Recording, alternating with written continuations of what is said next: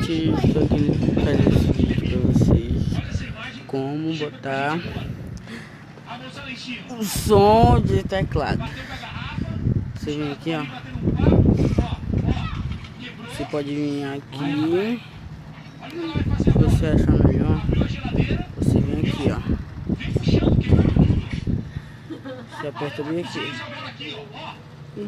Você vem aqui, ó. Aperta na segunda opção. Você vem aqui embaixo dele. Aqui, ó. Som de teclado, né? Você aperta. Pronto. Agora eu vou estar na coisa para se você ouvir o som. Vou ver aqui no YouTube.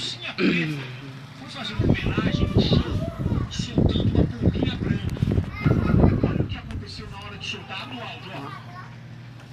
Deixa eu respirar.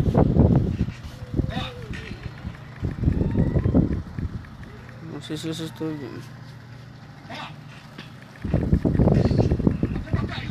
Tô ouvindo? O que aconteceu com o áudio aí, gente? Então, O áudio aí da gravação? se você gostou do vídeo, deixa o like e compartilhe, se inscreva.